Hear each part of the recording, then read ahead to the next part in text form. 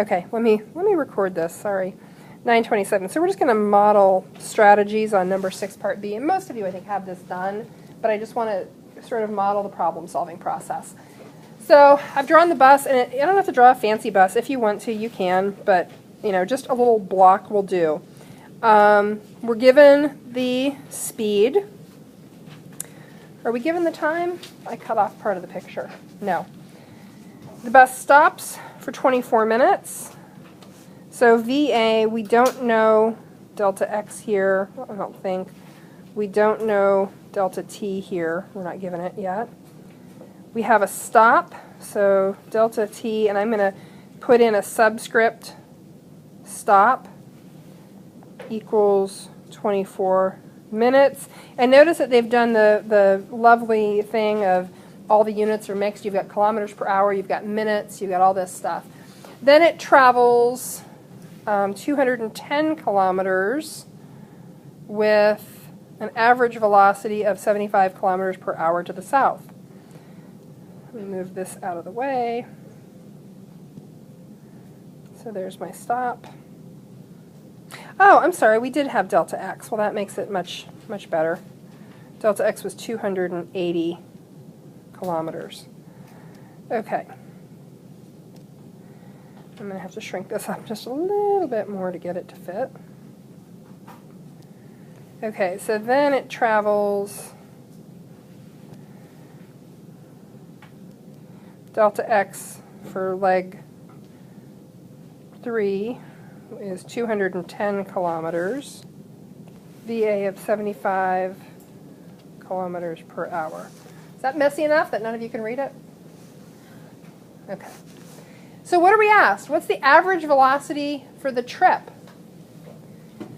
So I did actually see mistakes on this one, and I think people were averaging the 88 and the 75, but you can't do that. And I know somebody spent a lot of time going in circles mentally about trying to do this as a weighted average, which you could do. Oh, I just saw how you would do it. Duh, I just saw how you would do it. Okay, but that's not the easiest way to do it. So remember that average velocity for the total. So first of all, this velocity for this first part is to the south. This velocity is to the south. Remember that average velocity total equals delta x total divided by delta t total. So that velocity, the direction on the velocity is going to be whatever the direction on the displacement is. All the displacements here are south. So there's no doubt that the velocity is going to be to the south. When we get into the next chapter, we will get into problems like this where there are multiple directions, and those are a little bit more work, but you'll get them. They're just a next step. So to do this, we can do one of two things.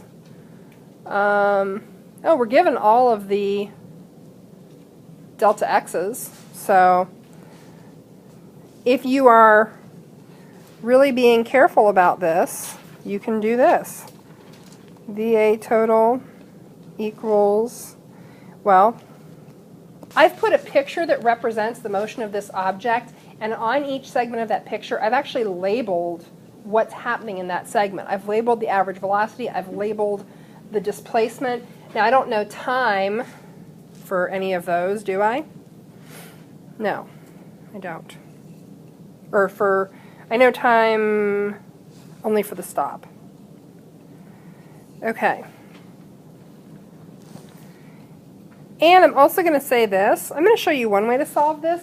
There's more than one way to solve every physics problem. As a matter of fact, there are usually 5 or 6 ways to solve a physics problem, and 3 or 4 of them will get you an answer.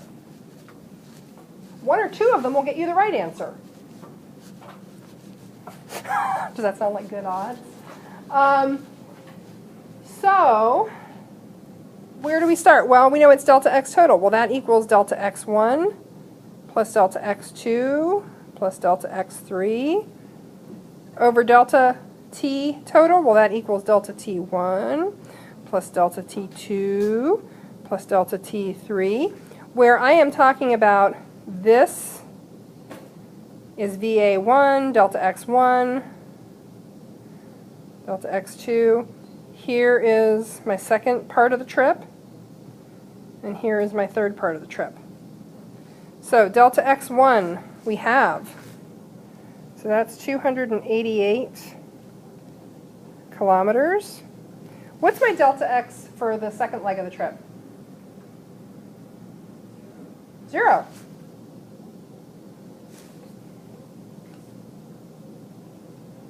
What's my delta x for the third leg of the trip?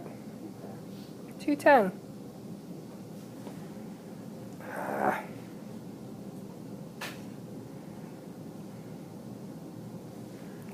Do I have my times? No. Though you had to find those in part 1. What was the raw answer for that? 6.38 something? Yes. Can you give me the whole raw answer? You didn't write it down? I have 6.4. Yes, I did. Okay. Always write down your whole raw answer, because especially if you need to plug that back into calculations. Do you have it? It was 3.38, 18, 18. Okay. So 6.38181818. Okay. And that's, oh, that's hours? Yeah, that's hours. Okay. Okay, so this would give us kilometers per hour. So go ahead. Yeah, and here, you know, do you have to plug in your values for each portion? Well, no, you don't have to.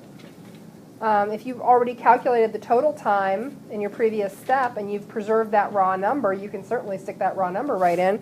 What do we get for a raw number here? We get 76.78, blah, blah, blah. We only have 2 sig figs, is that correct? What terrible problem writing on their part.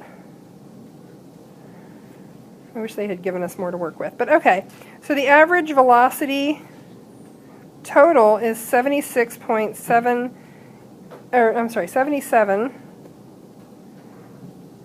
kilometers per hour. And we know that all of these displacements, this was to the south, this was to the south. So all of those displacements are to the south, so this is going to be south. Does that answer the question that somebody had about assigning direction to velocity? Let me do one more, because I don't think there's a problem like this assigned, and I want to make sure we're clear on this. Okay, so we've got this object. It's moving east then west, and I want the average velocity for the entire trip. VA total equals delta x total over delta t total. Well, VA total equals delta x1 plus delta x2 over delta t1 plus delta t2. Who sees where the trick is going to come in?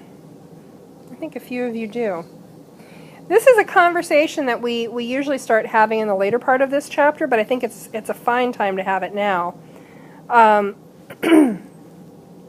We can use sign as a proxy for direction. We can use sign as a proxy for direction, and that comes in real handy when we start having displacements that are in opposite directions to one another. Because if we're looking at displacement overall for this travel, it's not going to be the sum of the magnitudes, because the magnitudes are in opposite directions. 3 is east and 1.5 is west. So VA total equals 3.0 meters east plus 1.5 meters west over, and of course time has only one direction that we've figured out so far. There's always hope. I just want a TARDIS for Christmas, that's all I want. We can't add east and west, can we? How do you do that? What we do is we decide, somewhat arbitrarily, that one of those directions is positive and one of those directions is negative. So, because we tend to impose a Cartesian coordinate system on the world, we tend to think of eastward movement as positive and westward movement as negative, just because we're all brainwashed by Rene, who is a really evil dude, actually.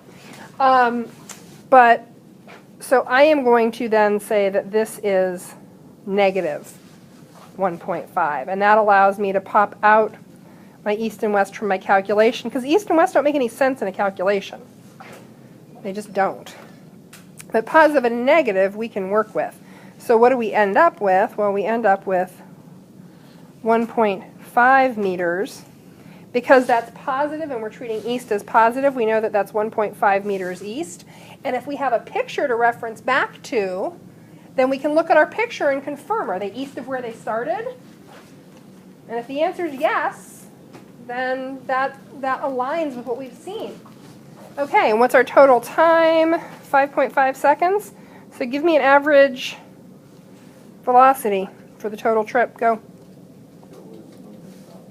What if it was north and south? Same exact thing.